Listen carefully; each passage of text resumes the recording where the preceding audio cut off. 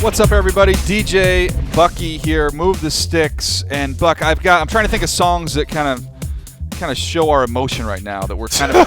I know there was that at last. That's a little bit before our time. Then I was thinking. Finally, it's happened to me. You think that's it? So it's something about this kind of almost being over, but I haven't found the right song yet. Almost been done. You're right. We're down to the end. We can see the finish line, but we have a big show today before we leave everybody for a little while here.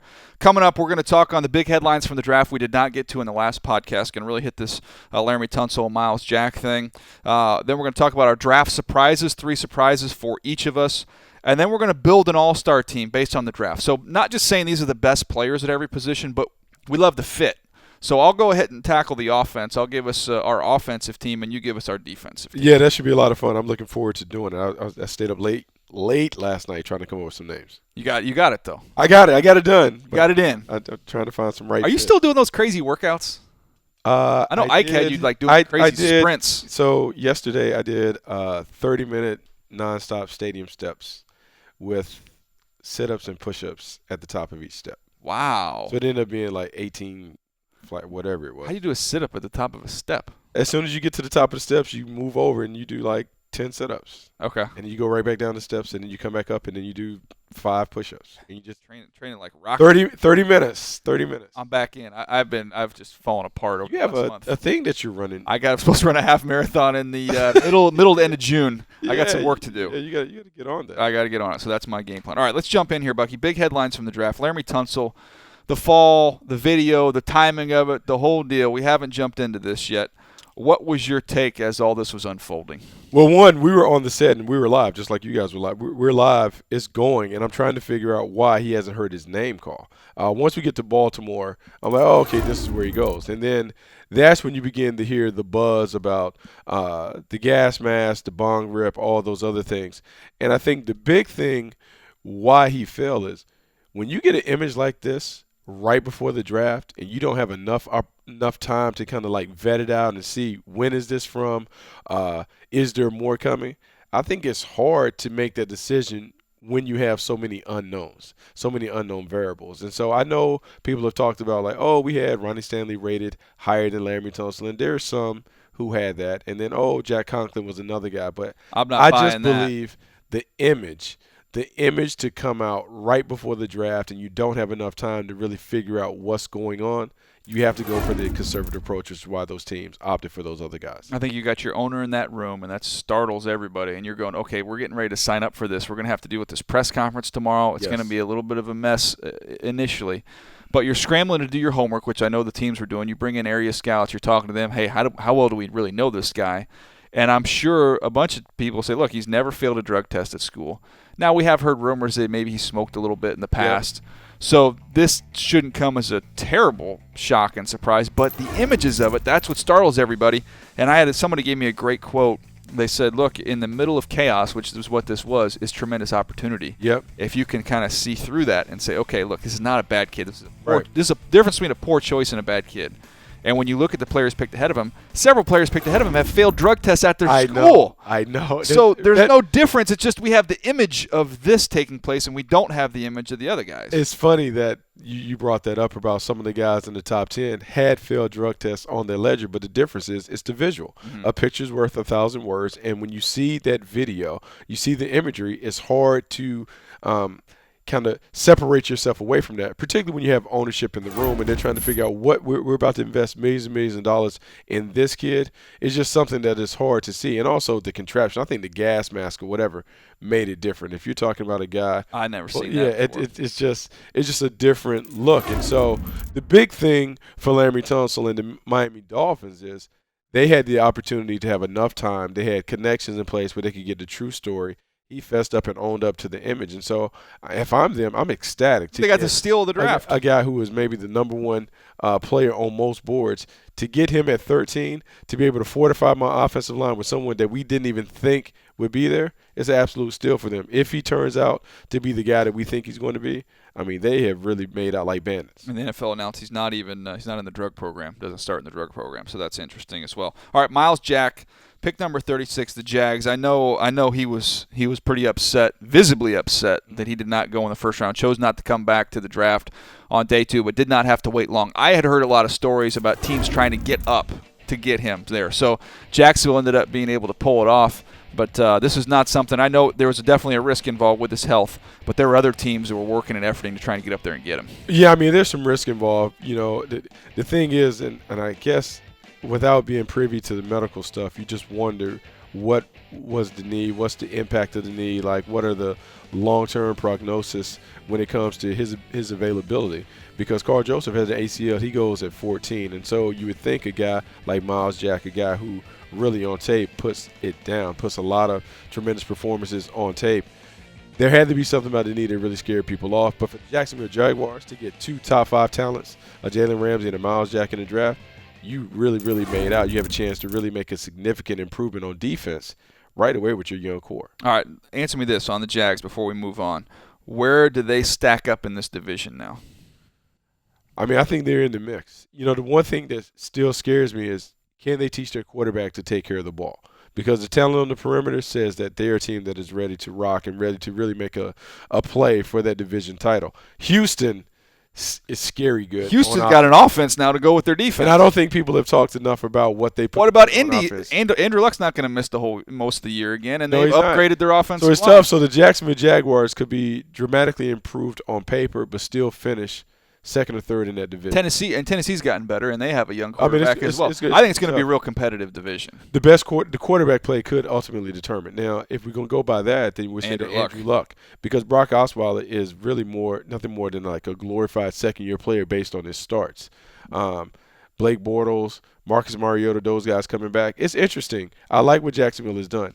I just don't know if they close the gap on whoever's going to be the top team. Do you get what I get, though? Because, I have friends there in Jacksonville, and I want to see them be successful. But there is they've gotten a lot of attention and a lot of praise for what they've done. When you talk to other people around the league, I get a lot of let's just wait. Let's wait. Let's not put a crown on their head yet. And the other thing I get is, without saying it, and you just kind of read between the lines, I don't know how many people inside the league believe in Blake Bortles. They'll take, hey, good numbers. You know what? We'll see. You know, he does not have as much support in the league as he does in the media. I'll just leave it at that. I will say that as well. And I think you and I talked about Blake Bortles when he was coming out, what we thought he would be, and we thought he'd be a developmental prospect. He would take some time. And I think it's easy to look at the numbers and say, oh, man, you know, they got a franchise quarterback there. He's this, he's that. But the same issues that plagued him at Central Florida are the same issues that continue to plague him as a pro in Jacksonville. He turns the ball over too much for my taste. And until he learns how to take better care of the ball, they're always going to be a team that is kind of in these one-score games, and he kind of disappoints you because he's not able to necessarily finish it. So he has to take care of the ball, but the pressure is squarely on him to make that jump. Because the defense has got a lot better. Everyone is saying that they're ready to go. So now all the eyes will be on Blake Bortles. Can he take that leap to be one of those guys in the upper echelon at the position? All right, let's go through our big draft day surprises. I'll start us off here. First one, Andrew Billings. The Bengals got him in the 4th round, number 122, Buck. And I get it. He's not a great pass rusher. I know in the league, it's a passing league. We want guys that can get after the quarterback. The 4th round for this kid, I thought he was better than that. It's one of those deals where throughout the process, you're like, hey, you know, he might be a little bit overrated because I hear him talked about as top 15. He's not that. He's like a bottom 1, maybe early 2 guy. But, man, in the 4th round, I did not see him dropping that far. You know, it made me go back. Like, after day 2, I was like, let me go back and look at some tape. Like, was I off on this guy? Yeah, because I had this guy as a top 20 prospect on my board. And I know the thing that I learned coming out of this draft, nose tackles, I need to make sure that when a guy is a nose tackle or a run stuffer, like, you probably want to take him down a little bit just because of the value. Teams don't value that as much. But this is a guy that was very athletic, big man, strong man. Got some range. Powerlifting champion, all that other stuff. Has some range, plays hard. You check off all the boxes. That doesn't say 4th round pick. And so, to me, I don't know if the rest of the league overthought it. I don't know if it was just one of those things that sometimes happens on draft day. Other teams have taken guys, you just don't value him the same. For him to land in the 4th round was one of the biggest surprises that I saw. All right, that was the first one. Second one, the Niners trading back into the 1st round for Josh Garnett. I did not see that coming, especially when they traded back up in there. I thought maybe, okay, they're going to take a Fetty ahead of Seattle. And I know some people would suggest, well, they got to take Garnett ahead of the Seahawks.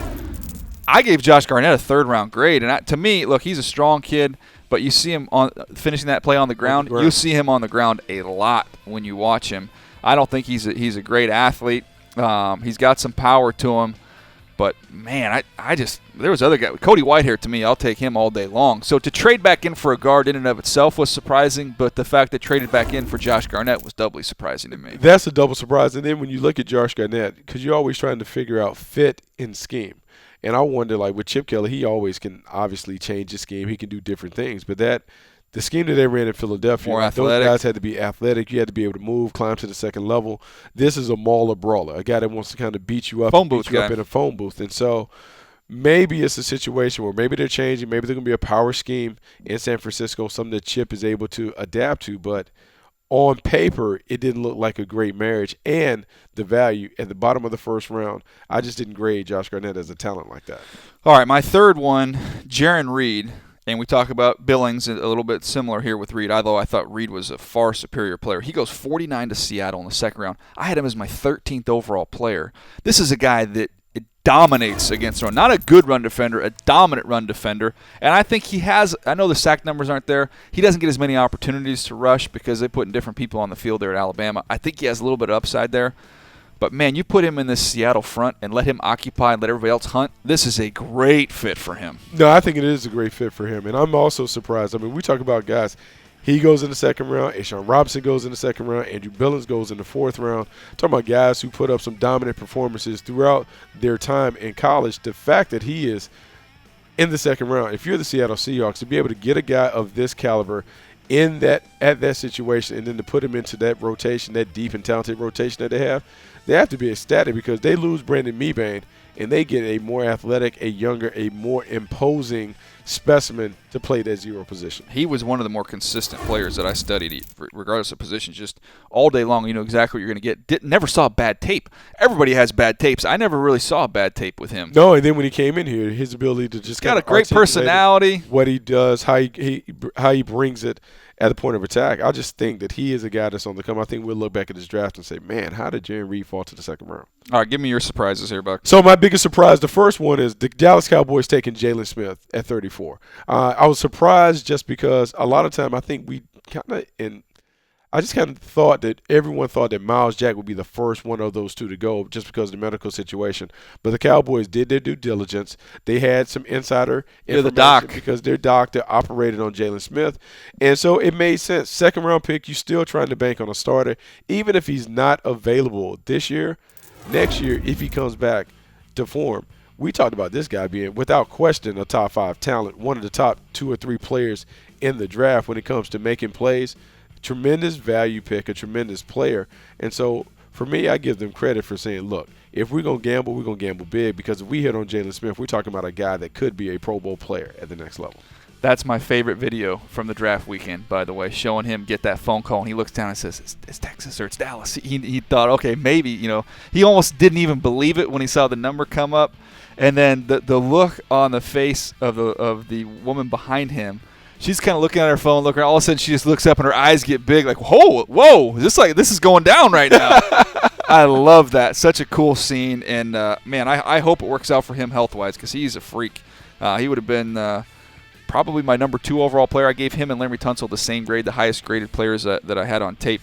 The injury, obviously, I dropped him out. I was told by several teams they were concerned about him playing again. So I didn't know where to stack him in my list. But, man, obviously the Cowboys, with their familiarity with the doc and all that, felt like he could eventually recover and be the guy he was in college. And I hope it all works out for him. Huge advantage. He's a guy that they haven't had those kind of linebackers for a while, but a guy that can be a dominant playmaker, a difference maker on the second level. That was a huge surprise. Great pick to them. My second surprise would be something that we've talked about on air and off air. Cody Kessler going to the Cleveland Browns in the third round. 93rd pick, and the fact that he's going to have the opportunity to compete with RG3. I was a little surprised because when you stack up our board of quarterbacks and the guys that were available, I just think that I overlooked Cody Kessler being a guy that is in serious contention. When I've read the reports and I've heard things from Hugh Jackson, the thing that they liked about Cody Kessler was his leadership, his intangibles, the way that guys kind of gravitate to him, and his ability to kind of play in a pro-style offense and distribute the ball. The issue that he's going to have to really, prove or the concern that I would have in inclement conditions in Cleveland, coming off the lake, the wind, and all the weather that you have to deal with in the AFC North. Can you get the ball out there? Can you drive it to the playmakers on the perimeter? Do you have enough arm strength to do it? And if you don't have arm strength, that means you have to play with superior anticipation and timing and touch. And in windy conditions, sometimes that can be a little different. We saw Chad Pennington be able to do it, but it's tough. It's rare that guys are able to make that transition, particularly for a cold weather team. I'm with you on that one, Bucky. That's number 2 for you. Number 3, you've got another quarterback that kind of shocked you. Jacoby Brissett. Jacoby Brissett going to the New England Patriots. And I know the Patriots kind of march to the beat of their own drum. They do things in an unorthodox and unconventional manner. This is a guy that was a solid player at NC State, but I didn't necessarily, because in my mind, third rounder, you're still thinking that this guy is a potential starter or whatever. So now I'm thinking Jacoby Brissett competing with Jimmy Garoppolo. Is that saying something about Jimmy G? Did they go back and get a quarterback Brissett this year, or what is it? So it just kind of leads to more questions in terms of the Patriots' thinking and mindset when it comes to their guy who has been anointed as the successor in Jimmy Garoppolo, more so than Jacoby Brissett. Smart player, tough player. Where does he fit in the mix? They always do this, by the way. And every single year, I'm sure you field the same phone calls I do. What are they doing in New England? What are they doing? And then what happens is they end up winning, and so then people say, oh, they knew what they were doing. Like, not necessarily. Tom Brady. They're winning at a pretty good clip. But we sit here on the personnel side, what if they drafted well? I mean, what if they were given 12 more help? Yeah. What would this team be? And to me, there's always head scratches with New England. They'll take look at a lot of the picks they've had in these second, third rounds. They've just completely flamed out and given them nothing. It's always baffling to me. But one thing they do, they've got 12 that can cover up a lot of stuff, and then you got a head coach that even though they might not have the best players, he can put them all together and make it work. Phenomenal at doing that. I just sit here and wonder what could be if they actually were drafting good players to go along with what they do. We've seen what they're able to do when they really have a good team. They always hoist the Lombardi. Yeah. And even when they don't have necessarily great personnel on the field, they find a way to always be in contention, always in the mix. They're always deep into the tournament. Tom Brady and the head coach have mastered a lot of their flaws. It would be interesting when Tom Brady departs, how they're able to kind of continue to get it done or not get it done without the pieces that most teams need. They don't have enough ammunition normally to compete with some of the heavyweights, but they find a way to get it done. Yeah, they're always interesting case study there in New England. But Jacoby Brissett in the third round, yeah, that was interesting, Buck. All right, let's move on now to kind of, we're calling this our ultimate rookie roster here. It's based on team fit, the picks we like the best. I'm going to go ahead and take care of the offense, just the each position and the player, the fit that I was a big fan of. But let's start here at the quarterback position, and I'm going to go, as I've done throughout the whole process. I was a Carson Wentz guy. I'm going to stick with him because I love the fit with him there in Philadelphia. Second overall pick. They obviously moved a lot of picks to go up there and get him. I think he's a great fit there in Doug Peterson's offense. I don't think he's going to have to play right away. Even if Sam Bradford doesn't show up, doesn't want to be there, I still think you have somebody in Chase Daniel that can eat up a couple starts. But we're going to see Carson Wentz this year. No, I think so. I completely agree. I love the situation that they have around Carson Wentz. You got young quarterbacks, veteran quarterbacks, where he can be the young guy that can kind of sit and watch. You have Doug Peterson, Frank Reich in the room. Those guys can develop quarterbacks. They can share their own experiences. I think he'll be ready to play. He'll be successful when he finally gets on the field. Yeah, look, I thought all the quarterback fits were pretty good, but this was my favorite. I think Goff, you'll give him some time. He's not actually – sorry, I take that back. Goff's going to be thrown right in the mix. We're going to see 16 games Jared Goff this year. I like that fit. I just like this fit a little bit better. And I even think Paxton Lynch, if he's given time there in Denver, that's a good scheme fit as well. All right, let's move on to the next position here, Buck. Running back. There were some interesting ones. I always have Derrick Henry up there. It was interesting in the second round going to the Titans, teaming up with DeMarco Murray. We have Ezekiel Elliott, which is an easy fit there with Dallas. But I chose Devontae Booker going 136 overall to Denver. And I said at the time, we've talked about it previously, I thought this was a player that's going to walk in the day one and be the most talented running back on that roster. I love that fit with him there in Denver. Absolutely love the fit. I've compared him throughout this process to Arian Foster, and I don't think it's a coincidence that Gary Kubiak took Devontae Booker as his guy, because those traits, the production that Arian Foster was able to put up, I can see this guy having similar production. Inside, outside runner, catches the ball out the backfield. He, to me, is by far more talented than C.J. Anderson and any other running back that they have on the field. I believe he's a guy that eventually starts, and when he starts, he puts up big numbers. Yeah, if his health is there, that'll be big. I think he's got a chance to be ultra productive in this offense. All right, wide receivers, I picked 2. I'll go Josh Doctson to Washington, which I don't think we really saw this one happen. And I know there's some contract stuff there getting to the end of the line there with Deshaun Jackson and Pierre Garçon. We saw last year my man out of Duke. Jamison Crowder. Jamison Crowder played really well. You've got Jarran Reed there. How about another weapon, though, for your quarterback? And Kirk Cousins. Trying to make that decision on Kirk. They franchise him. Looks like they have a shot maybe getting a long-term deal done. Give him another weapon. Doctson gives him that size down in the red zone. We saw what they did in the slot and how difficult of a cover Jordan Reed was in the slot. Now you're going to go ahead and put Doctson outside who can go up and get it. I like that fit. I like the fit. I think what was more telling, Scott McLaurin talked about just letting the board come to him, seeing that this guy was so high, so far ahead of the other guys that they had on the board. He said he had to take him. Regardless of whether we had a need or not, we were going to take the best player available. This guy was the best player available. And I agree. I think he's talented. He's a touchdown maker. He does a great job of making plays in between the numbers. And if you're trying to build around Kirk Cousins, you want to make sure you surround him with playmakers, guys where he can distribute the ball. Josh Doctson is outstanding. We always talk about building that basketball team, a receiving core. This gives them a little something different than what they've had. So I like that fit. Next one, I'm going to go to your guy here, Bucky. Tyler Boyd going 55 overall to Cincinnati. They missed that run on wide receivers in the first round, largely because Doctson ended up going in front of him with Washington, and we knew that was going to be kind of receiver row. We did not know that Washington was going to take one. So they miss out on those guys in round 1, and they come back, though, and get Tyler Boyd in round 2. I like that one. I like that pick. I think it's a great fit. He's a nice compliment to A.J. Green. Great pass catcher, a guy that can really do things at every level, short, intermediate, and deep. He should be a guy that really has a lot of success because he's going to face all the one-on-one matchups on the backside. By the way, David Pollock, I love you, buddy, but your text messages, he has the phone that instead of sending you like the long one, it's just like you get like 9, like my phone, just like shotgunning in my pocket there. But Pollock, I do love you, but we got to get you a new phone, man. Let's move on now to the tight end position. Hunter Henry going to San Diego. I begged them to give Phillip Rivers some help. I was hoping they would do it at pick number 3. I thought it maybe had a chance to be Tunsil. Got word there was going to be defense. Ended up being Joey Bosa. I like that pick.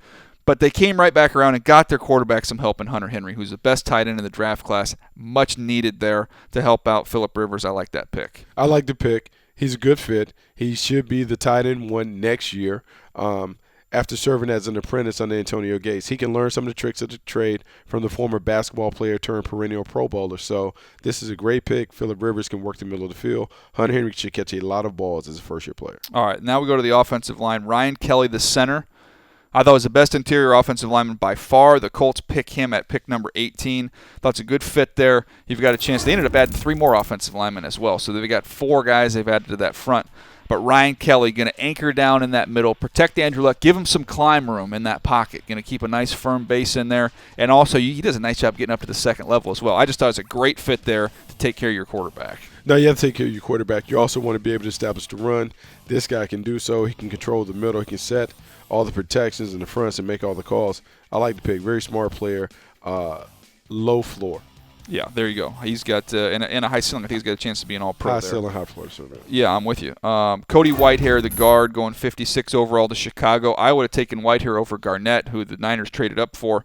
But getting him in the second round, the Bears, I thought they did a nice job. Now you've got Cody Whitehair at one guard. You're going to have Kyle Long at another guard. I like the way that offensive line's kind of coming together. They picked up Bobby Massey in free agency as well, so they've kind of rebuilt that front. Rebuild the front that can be physical at the point of attack, want to run the football. Foxy wants to run the ball 30, 33 times a game. Now you have the pieces in place up front to really knock people off the ball. Other guard spot, Connor McGovern out of Missouri. Missouri's put a lot of offensive linemen in the league the last couple of years, and I like him. He's athletic. He's got a chance to be a plug-and-play guy for them. I think he fits into this system quite well. I like that pick. They got him at number 144 overall. So those are the interior linemen on kind of my all-ultimate rookie roster here. We go to the tackles. Look, I think Tunsil's the best player in the draft. I'm not going to say him. Ronnie Stanley's a good player. But I thought Taylor Decker to Detroit. Yeah. Good on them. They just sat right where they were. They didn't get antsy. They didn't trade up. look ahead of them. Tennessee ended up going all the way up to 8 to get Jack Conklin. Right. I'm sitting here saying, okay, I like Conklin over Decker, but it's close. I think Detroit's sitting where they are, being patient, and still got Taylor Decker. I thought that was a great fit. Great fit. That's part of manipulating the draft board. You have those cluster busters, as we talked about, 2 or 3 guys that are rated closely, so you don't mind sitting and waiting. Whichever one is available, you'll take. For Taylor Decker, having played in the Big Ten, there's some familiarity. We understand that he's rugged. He can kick over naturally, I think, to right tackle. I like the pick. I like the fit. All right, then we go to my next tackle. Jermaine Ifedi from Seattle. The whole time. Been riding this one all the way through. And again, he could end up playing guard. He could play guard or right tackle. But Ifedi to Seattle, they had to do something on their offensive line. They were desperate. And I thought they kind of got that last guy in that tier. I think after Ifedi, to me, you really start to see a drop-off. So I thought good on Seattle. Pick number 31. They actually had traded back and still got their guy there. Still got their guy. He comes in. They're talking about maybe moving him inside to start at guard. Athletic, tough, physical. Has done a great job throughout his time at Texas A&M. I just like the pick. I think sometimes you just want to make sure that you don't miss. I don't think you can miss with this pick. All right, let's take a look at the recap here of my roster on the offensive side of the ball before we jump over to defense here, Bucky. I feel good about it. I think these are all good fits, good players, and they fill a need for their football team. My early off-the-radar Rookie of the Year candidate is the number 2 guy right there on the running back spot, Devontae Booker. I think if he's healthy, if the knee's good in that system, that Gary Kubiak run system, he's got a chance to be big. Oh, he has a chance to be huge. I think he can be a big-time force. All right, you're on the floor here. Let's get this defense cranked up. Who you got, Buck? On defense, we're going to start right away. We're going to start outside in. So I'm going to go Noah Spence going to the Tampa Bay Buccaneers in the second round with the 39th overall pick. The Buccaneers want to heat up quarterbacks. This guy is a polished pass rusher, a guy who was dominant during his time at the Senior Bowl. I know he didn't necessarily test well at the combine, or test to the level that most people thought. Ran like 4.8, right? Low 4.8s. Yeah, didn't blow the socks off the evaluators. And, you know, some will say that in his interviews he was fine, but he wasn't forthcoming. The thing about Noah Spence is he can put his hand in the dirt and he can go after quarterback. There's always a value in that. That's what Mike Smith and those guys wanted. Yeah, and that's what they needed to, so they definitely filled the need. I like that Noah Spence pick. All right, well, you got another defensive end for me? I'm going to go another defensive end, but this is more of a 3-4 defensive end. DeForest Buckner going to the San Francisco 49ers. We talk about fit and scheme. Well, he knows the scheme because he played under Chip Kelly. Same scheme, same D-line coach he had at Oregon. Coach, he gets to jump in, plays with his teammate Armstead. This should allow him to get right up to speed right away. I don't expect this to be a long transition for him. I think we'll start hearing his name called very, very early in the season. Yeah, they've rebuilt that Oregon defensive line. They just moved it from Eugene, Oregon, down there to San Francisco. I don't know how well that defensive line. Buckner and Armstead. Yeah. All right, what do you got? How about some interior defensive line? Interior guys, I'm going to go with Robert Kimdichie. Okay. On the Cardinals. You like that fit? I like the fit because I've kind of compared Kimdichie to Darnell Dockett in terms of how I can see his game grow and mature.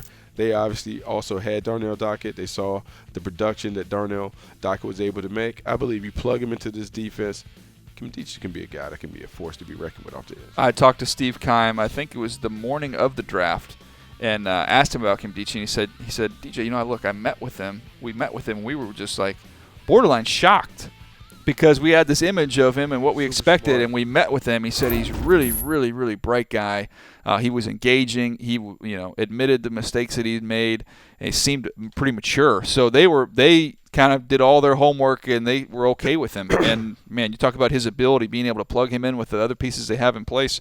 I like that fit as well. Super talented, should have tremendous amount of production in that defense. My fourth guy along the front line, how about Sheldon Rankins going to the New Orleans Saints? Okay. Every mock draft that we read, Sheldon Rankins was the guy that was pegged there. Every now and then there's some guys just like, okay, that's where he's going. Finally, the mock drafters got it right. Rankins is part of what I think is a continuing trend. Inside defenders who have pass rush skills will go off the board. He can get inside. He can get to the quarterback. Great hands. Nice first step. Has a little spin move that gives people problems. He is someone that you just can't keep bogged down. I think he's going to be an outstanding player for Dennis Allen. That's where he made his money, too, at the Senior Bowl. That's when he kind of killed it. Vaulted himself up the board there, and they could not block him there. You see him beating up on Glasgow and Westerman there. Poor guys. All right, let's move on to the linebackers here, Bucky. We've got 3. You got to choose 3 linebackers. Where are you going?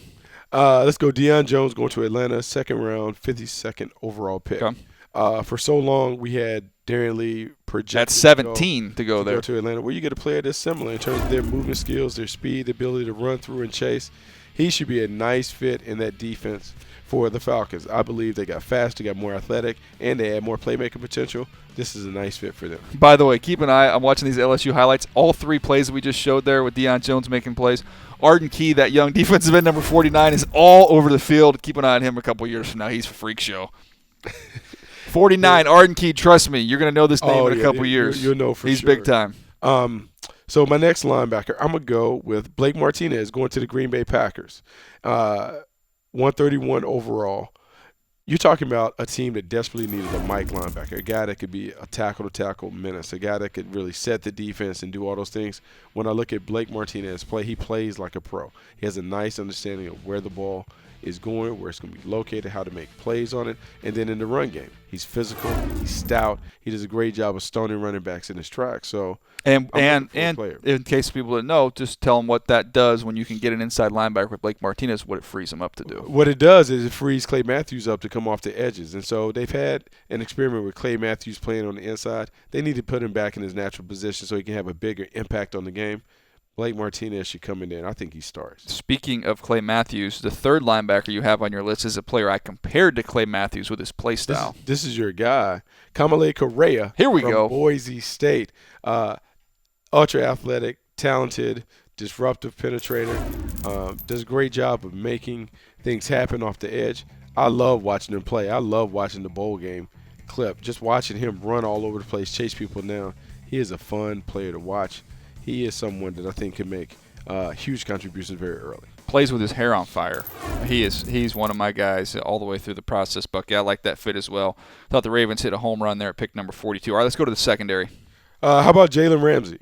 It's rare that you can find a guy that's a world-class athlete with blue-chip talent, but that's what the Jaguars have found in Ramsey. Ramsey would start out at cornerback, even though I think he's probably better suited to go inside. Snuff out. He's going to Caldwell. When I talked to him, Bucky says he's going to start outside at corner, but he'll early in the season, especially, he's going to play some nickel. I mean, I think that's his role. I think he is a guy that is a role player. He's playing corner. He's playing nickel. He jumps in. He finds a way to affect the game, and so that's the best way to keep him charged up. Give him a variety of roles. Allow him to kind of earn his keep. I like that pick, though. By the way, Bucky's playing hurt today. You're sick. You've got a Kleenex over there, and you're powering through. That's what I'm talking about. That's the kind of dedication we need on the sticks. Trying to make it. So here we go. We got Artie Burns coming next at cornerback. Artie Burns. Gosh, you just cranked it up a little bit. I did. I like that. Artie Burns, world-class athlete. World-class athlete. A guy who was a hurdler, a guy who has outstanding ball skills. 6 interceptions last year down in Miami. I think it's a great fit in Pittsburgh. They're looking for a Tampa 2 corner, a guy that can play with instincts and awareness, see the ball, go get the ball. That's what Artie Burns does. The size there is big, too. You got a big corner. I remember in Baltimore, they used to always tell the stories. Well, I wasn't there at this time, but before I was there, when Marvin Lewis was a defensive coordinator, Marvin would always say, you'll never have a great defense unless you have corners that can play the run, which sounded kind of oxymoronic, right? We always talk about being able to cover, but he wanted those complete corners that could force a run. Now, Artie Burns has got the size to do that. He needs to be a little bit more physical. Oh, he's going to have to adopt the Pittsburgh way. I think those veterans, William Gay and some of those other guys, they'll get with him. And I think he can play tougher if surrounded by a room full of tough guys. I think he'll adapt and adjust. All right, your next one, I'm just going to say this. You got to go down, Bodie. Who is it?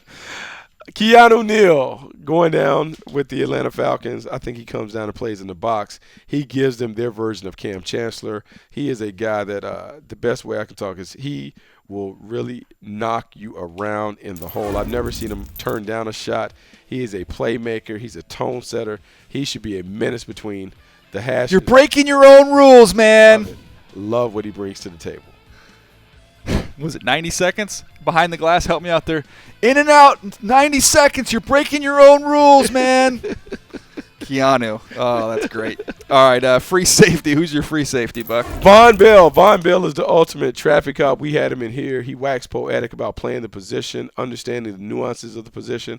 I really like what he brings to the table as a center field player. He's going to have to be a little more physical. He's going to have to kind of learn how to kind of face up people and make big plays. But he could be and should be an upgrade over Jarris Byrd in the middle of the field. Love the instincts, the awareness, the intelligence. good player. They desperately needed active players in the back end. He should upgrade the New Orleans Saints. All right, true story. Before we get to your board, don't put up the board yet, guys. We had all these guys roll through here, and a lot of times you end up changing numbers, right? Exchanging numbers. So I got a text after the draft, and it was either from Vaughn or it was from JARRAN Reed. But I don't know who it is. If it's 443, I think it's Vaughn. Okay, I need to do some recon on this. So I sent, like, That's you guys 423. Excuse me, Chattanooga in the house. Von Bell. Okay, that it's Vaughn. I think it was 423. That's so I got a text, and I was like, I think it's Vaughn, but I'm not sure. It might be JARRAN.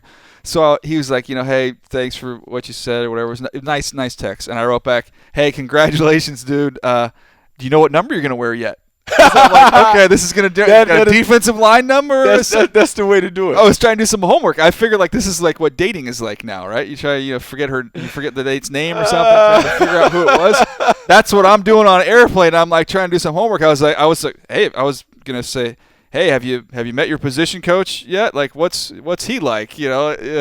But no. So I think you're right, though, Sully. Good work back there. Yeah, it is Von Bell. All right, let's take a look at your board here, Bucky. Your front seven. I like this group of fits you've got here. The front seven, I like Noah Spence, DeForest Buckner, Kimdichie, Sheldon Rankins, Deion Jones, Blake Martinez, and Kamale Corey. Look, the guy who almost made my list, I had to do a last-minute scratch, was Tim Medikevich. Oh, Tyler Medikevich. Yeah. From Temple? Yeah, going to the Pittsburgh Steelers because he strikes me as that kind of guy, that kind of like tough, tenacious guy. I almost had him in the mix, but I had to drop him out. He did make the cut. All right, let's go to the rest of your secondary. Look, 2 track and field athletes, Artie Burns, Jalen Ramsey, Keanu Neal, who is my tempo setter, and then Von Bell being the guy that can float over the top as my center fielder. I like that defense. I like this little exercise. This was pretty interesting. We got some guys I'm sure that'll hit us up on Twitter, Matt. Yeah, let us know in the comments section, by the way, which ones you guys like. didn't like my boy Scooby Dooby Doo? 7th round to the Brownies. That's a steal. Yeah. That is an absolute steal. I love Scooby. Very productive. They drafted a lot of productive players there with the Browns. Bucky, please, by the way, leave us some comments below what fits you like, which ones you don't like. Before we get out of here, I got to give you an update on Moritz Boehringer. You ready? Yeah, I'm ready. So, for those that don't know, I'm sure everybody knows by now, Moritz Boehringer came in here on our podcast. That's right. We were, I think, the first media that he really ever did over here. We brought him out. So he came in here, and we actually begged the Vikings to take him because he mentioned to us how much he loved the Vikings, Adrian Peterson and company. We had a great visit.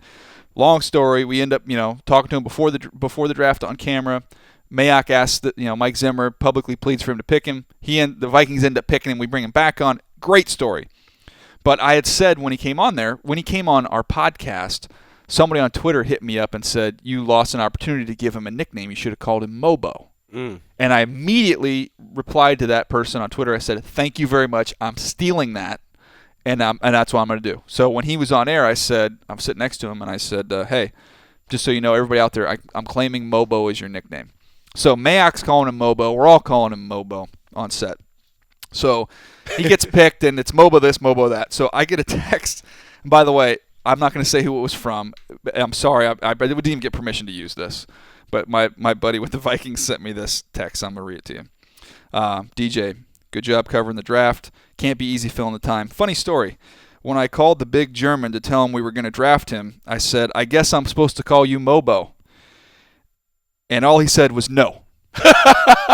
Then there was an awkward silence. Everyone in the room started laughing. Have a great summer. So that's the update there. So I tried to get Mobo to stick. He doesn't like Mobo. So Mo, I know you like Mo because that's like your Twitter handle. It's just I'm dropping the bow, okay, pal? It's just Mo. I apologize. We don't want to give you a nickname you don't like. So we're all good there. That's a good way to wrap up the show, isn't it? Yeah, there you go. All right, Bucky, you're sick. You powered through. My God, I made it. Yes, Thank you for being a good partner on our journey here through the draft. We made it. Thanks to everybody behind the glass. Thanks to everybody for watching and listening on YouTube, iTunes, NFL.com/podcast. We'll see you soon. Thanks for downloading Move the Sticks with Daniel Jeremiah and Bucky Brooks. For more, go to NFL.com/podcasts.